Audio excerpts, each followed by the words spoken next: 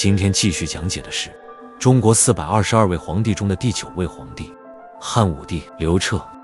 他铸就了一个国家前所未有的尊严，他让国号汉成为了一个民族永远的名字。有人说他好大喜功，穷兵黩武，晚年更是爆发巫蛊之祸，几乎断送大汉江山。却不知他南吞百越，东并朝鲜，西征大宛，凿通西域之路，打得匈奴仓皇北上。作为西汉的第7位君主，汉武帝在功过是非之间奠定了华夏大地未来2000余年的基本疆域格局。公元前156年，刘彻出生在长安，他的父亲是汉景帝刘启，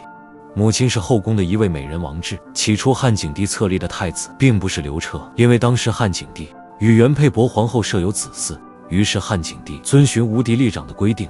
将与嫔妃骊姬所生的长子刘荣册立为皇太子。不过汉景帝出于疼爱，也把他的第10个儿子刘彻封为了胶东王。此时皇位对于刘彻来说遥不可及。刘荣被立为太子后，汉景帝的姐姐馆陶长公主刘嫖为了扩大权势，想把女儿陈阿娇许配给刘荣。但没想到的是，刘荣的生母骊姬却因刘嫖经常推荐美人给刘启，导致自己失宠，拒绝了他。恼羞成怒的刘嫖转而向刘彻的生母王氏求亲。王氏心中暗喜，深知这是个难得的机会。此时年幼的刘彻也展现出极高的情商，当即表态，日后若能娶陈阿娇为妻，一定为她造一座金屋，将她藏起来。这便是成语金屋藏娇的由来。在这之后，刘嫖常常在景帝面前夸赞刘彻，贬低刘荣。景帝对刘荣的不满也日益加深。公元前150年，经过刘嫖和王志的不懈努力，汉景帝下定决心将太子刘荣废为临江王，并立王志为皇后。年仅7岁的刘彻被立为太子，原本遥不可及的皇位，对于刘彻来说，现在仿佛触手可及。为了让刘彻能得到良好的教育，汉景帝让魏婉和儒家学者王臧辅导刘彻，儒家思想开始在刘彻幼小的心灵中扎根。同时刘彻也在学习的过程中等待皇位的交接。公元前141年，汉景帝驾崩，16岁的刘彻正式登上皇位，开启了长达54年的执政之路。在汉武帝登基时，西汉从高祖建国至今已经有60多年历史，期间又历经文景之治，国力蒸蒸日上，但他仍然面临着3重困局。以太皇太后窦漪房为首的窦氏掌控朝政，刘彻凡事都需奏请东宫，以黄老学派为主导，意识形态的治国思想，过少的干预地方事务，导致朝廷政令不通，无法控制，以地方诸侯势力过于膨胀，分裂格局态势明显，严重威胁到国家的统一和中央集权。为了解决这些问题，汉武帝在公元前140年启动建元新政，推行改革。首先，汉武帝下诏令各郡国举贤良方正之士，为国家招揽人才，充实官僚队伍，试图打破军功贵族对仕途的垄断。董仲舒在此时进入汉武帝的视线，但未得到重用。其次，任用儒生赵绾为御史大夫，王臧为郎中令，以儒家思想作为改革的指导思想，并设立明堂以朝诸侯，试图用儒家的礼仪制度来规范社会秩序，强化皇权的权威性。之后又让有封国的诸侯回到自己的国土上去，减少他们在京城对朝政的影响。但是理想很丰满，现实很骨感。建元新政触及了窦太后等人保守势力的利益，他们推崇黄老之学，反对以儒术为主导的改革。窦太后利用其影响力，以赵绾、王臧建立明堂，且以想要阻隔窦太后和景帝之间互通消息等理由，将赵绾、王臧打入监狱。不久之后，2人自杀，汉武帝的建元新政宣告失败。与此同时，馆陶长公主自特拥立有功，常对刘彻提各种要求，加上陈阿娇愈发骄妒，刘彻逐渐厌烦疏远他。幸好刘彻的母亲王志此时告诫刘彻，馆陶长公主在朝堂上有一定影响力，不可与其彻底决裂。最终刘彻无奈，小胳膊拧不过大腿，干脆韬光养晦，沉湎于威刑和狩猎。在此期间，刘彻宠幸姐姐平阳公主家的歌女卫子夫，并将其选入宫中。不得不说，刘彻选人的眼光独到。卫子夫不仅美貌动人，还陪嫁了一个弟弟和一个外甥，他们就是卫青和霍去病。公元前138年，由于西汉常年受到北方匈奴的骚扰，灭胡成为了刘彻最重要的战略目标。于是刘彻命章邯出使西域，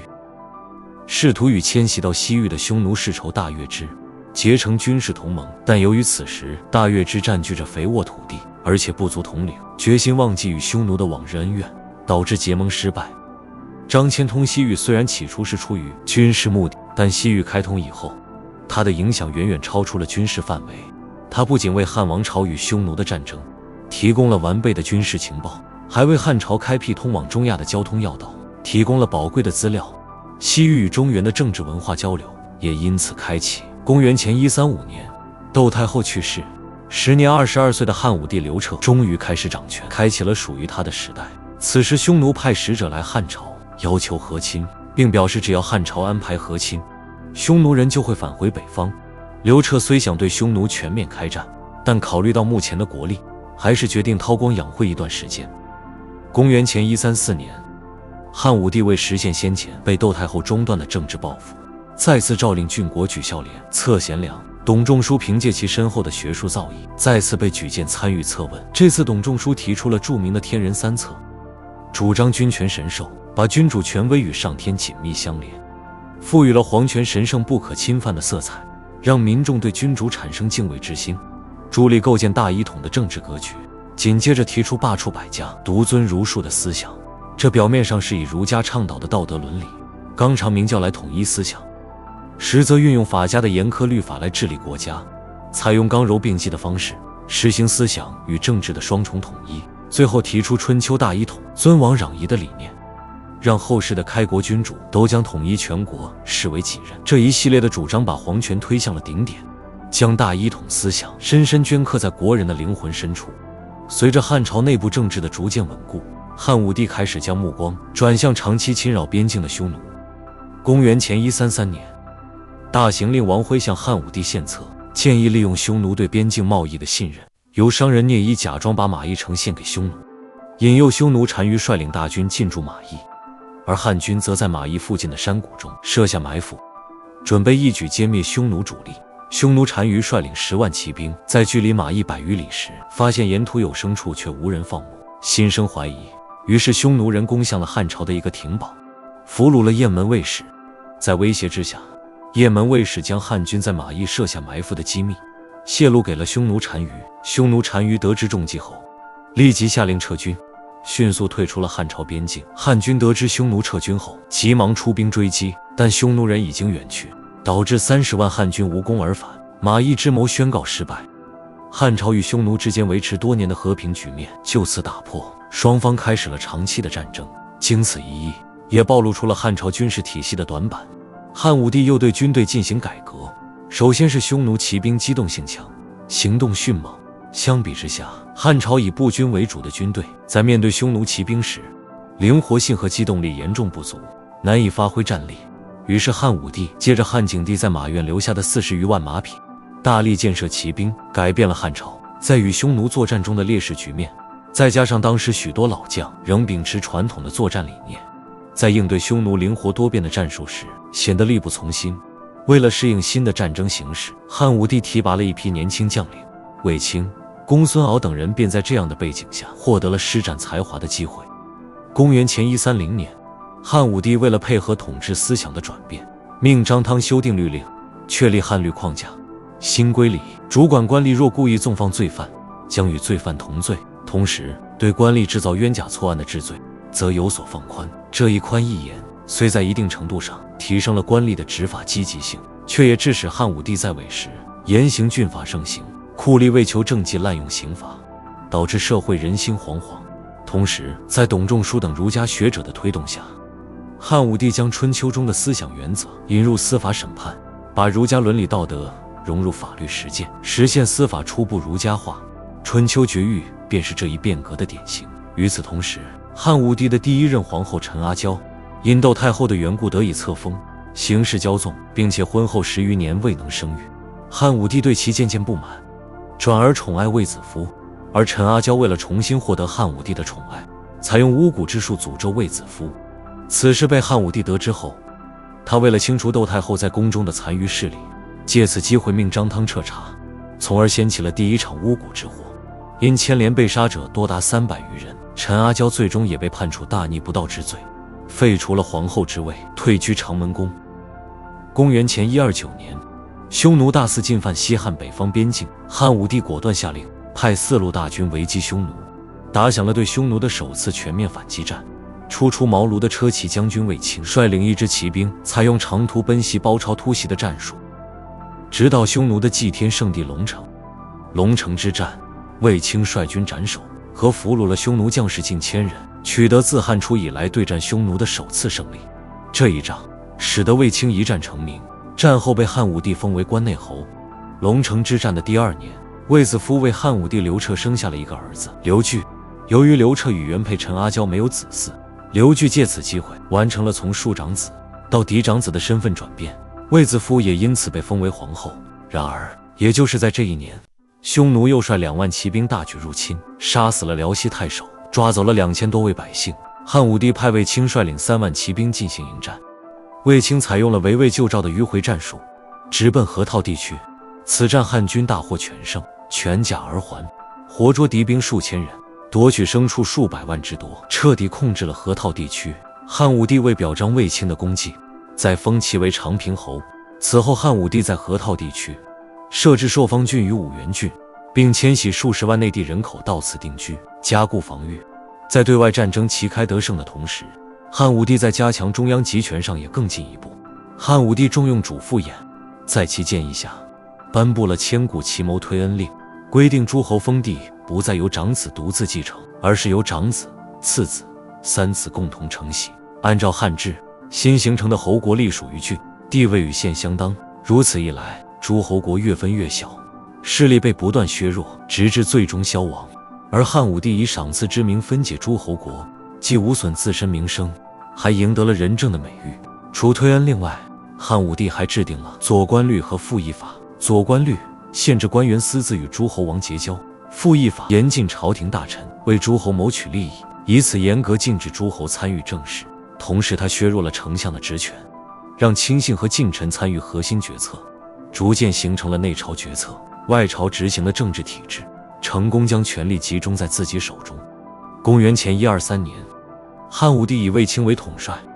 在大漠以南发动漠南之战，试图与匈奴主力决战。年仅17岁的霍去病随舅舅卫青出征，他率800骑兵深入大漠，斩敌2000余人，首战立功，被封为冠军侯。漠南之战后，汉武帝决心全力打通前往西域的河西走廊，发动了河西之战。公元前121年，时年19岁的霍去病任骠骑将军，肩负起出击匈奴的重任。在短短1年时间里，霍去病发动了2次河西之战，荡平了汉朝以西的匈奴势力，打通了河西走廊，累计歼灭和收降匈奴8万多人。至此，霍去病声名鹊起，声望与大将军卫青并驾齐驱。公元前119年，汉武帝派卫青和霍去病各率领5万骑兵，试图与匈奴主力进行决战，史称漠北之战。此战，卫青斩敌近2万，霍去病歼敌7万多人，把匈奴逐出狼居胥山以外。之后，霍去病登上狼居胥山，筑坛祭天，以告成功，史称封狼居胥。封狼居胥之后，霍去病继续率军深入追击匈奴，一路打到今天的贝加尔湖，才班师回朝。经此一战，匈奴单于远遁，漠南再无王庭。面对如此功劳，时年21岁的霍去病却婉拒了汉武帝厚赐，只留下了一句匈奴未灭，无以家为的千古名言。可惜天妒英才，仅仅2年之后，一代战神霍去病就因病去世，年仅23岁。漠北之战后，北方暂时无战事发生，但连续多年的征战消耗了大量的人力、物力、财力，使国家的财政面临巨大压力。汉武帝不得不对国内的经济进行改革。公元前119年，汉武帝将盐铁的经营收归国有，禁止民众私自铸铁煮盐，并在全国设立盐铁官，负责组织盐铁的生产和销售。此项政策增加了国家的财政收入，抑制了富商大贾的势力，稳定了盐铁价格，保障了百姓的基本生活需求。紧接着，汉武帝又下达了算民和告民令。算落是向商人、手工业者按比例征收财产税，而告民则是鼓励民众告发商人隐瞒财产的行为。若告发属实，被告者戍边1年，告发者可获得被告发者财产的1半。此项政策使大量商人的财产被没收，国家财政收入大增，并在一定程度上缓解了土地兼并的趋势。但这也带来了诸多弊端。一方面，商业活动因资本匮乏陷入停滞，使得经济结构进一步向农业倾斜。一旦农业生产出现问题，整个社会的经济就会陷入危机。另一方面，告发之风盛行，导致社会信任体系崩塌，传统道德伦理遭受巨大冲击，社会更加混乱。公元前118年，汉武帝考虑到民间和地方诸侯都可铸币，严重影响了国家的经济运行和物价稳定，因而决定着手推行币制改革。他下达命令废除原有的各种货币，由国家统一铸造5铢钱，作为法定货币在全国流通。此项政策解决了私铸货币带来的货币混乱问题，加强了中央对货币铸造和发行的控制，稳定了金融秩序。此外，由于汉武帝在位期间的巨额财政支出，汉初的卖爵政策，所得收入不足以维系开支，所以刘彻开始卖官，并多次颁布入务补官、入阳为郎的诏令。而且刘彻在位时期是整个两汉时期颁布卖官鬻爵诏令最多的一个时期，使西汉朝堂上充斥着各种良莠不齐的人，为西汉王朝的后续发展埋下了隐患。公元前113年，西汉经济稍有好转，汉武帝再次选择开疆拓土。他派安国少济、赵忠根等汉士出使南越，成功说服了南越王赵兴归附汉朝。然而，南越丞相吕嘉坚决反对归汉，起兵杀死了南越王和安国少济等汉士。汉武帝大怒，发兵灭掉了南越，并在其境内设置了南海9郡，又将今广东、广西、海南以及越南中北部地区并入汉朝版图。之后，汉武帝继续对外用兵，西征大宛，东并朝鲜。经过数十年的开拓，汉朝的疆域比秦始皇时期扩大了1倍。公元前110年，汉武帝刘彻登上泰山，举行祭天大典，以封禅泰山的形式彰显其史无前例的成就。之后，汉武帝下令治理黄河水患，派遣精通水利的官员统筹规划，并集结大量民夫与士兵，采用了装石沉底、木桩加固的方法，最终成功堵塞缺口。期间还开凿了渠水，引黄河水北流，保障了黄河流域大量耕地的正常灌溉。此时西汉的疆域空前辽阔，加上又成功治理了水患，出现了一幅国泰民安的盛世景象。但汉武帝仍然不满足，他对生命充满了畏惧，迫切地追求长生不老。另一方面，又继续发动对外战争。公元前100年，匈奴新单于继位，为表示友好，汉武帝派遣苏武率团出使匈奴。然而就在使团即将返回的时候，匈奴内部发生叛乱，出使团也被牵连，苏武被扣押。这件事让汉武帝觉得帝国的权威遭到了挑战，于是下令再次发动对匈奴的战争。他先后派遣将军李广利和非将军李广的孙子李陵率军出征，然而前后数次出征全都失败，李陵、李广利等将领投降匈奴。此时李陵的好友司马迁因替其辩护，被汉武帝判为死刑。根据当时的法律，死罪有2种减免方式，一种是缴纳巨额的赎金，另一种是以宫刑代替。但司马迁无力支付巨额赎金，为完成《史记》一书，实现自己的理想和抱负，他最终选择接受宫刑。公元前107年，随着西汉连续数十年的对外用兵，导致民力疲弊，关东流民超过200万人，脱离户籍者40万人，出现了天下虚号、人富相食的惨状，最终导致农民起义爆发。汉武帝也因此背负了穷兵黩武的名号。而汉武帝重用酷吏、严苛刑罚的恶果也日益凸显，导致社会动荡，盗贼四起。除了社会危机逐渐显现外，宫廷内部的斗争也日益激化。公元前91年，汉武帝的宠臣江充因与太子刘据素有嫌隙，便趁机利用汉武帝晚年多疑的性格，诬陷太子刘据施用巫蛊之术，诅咒汉武帝，从而引发了第2次巫蛊之祸。此事件牵连者达数十万人，皇后卫子夫、太子刘据、太孙全部遇害。随着事件越来越严重，汉武帝终于清醒了过来，灭了江充3族。但此刻他也成为了孤家寡人。为了给太子平反，他在长安建了思子宫，在太子自尽之处修建归来望思台，以此寄托对太子的思念。公元前89年，68岁的汉武帝刘彻召见群臣，下发了中国历史上最有名的罪议诏《轮台诏》。他在诏书中深刻反思过往，国师表示以后要与民休息，不再轻易发动战争。1年后，汉武帝将幼子刘弗陵托付给霍光等4位大臣，命他们辅佐刘弗陵登基为帝。公元前87年，在位54年的汉武帝刘彻病逝，享年70岁。刘彻的一生都在征战，他的一句寇可往，我亦可往，让汉朝最大的边患匈奴在南城气候，但他也付出了沉重的代价。连年的征战导致百姓困苦，宫廷巫蛊之祸导致骨肉相残。也正因如此，汉武帝的形象在历史的评判中，于暴君和汉武大帝的两个极端间摇摆。下一集，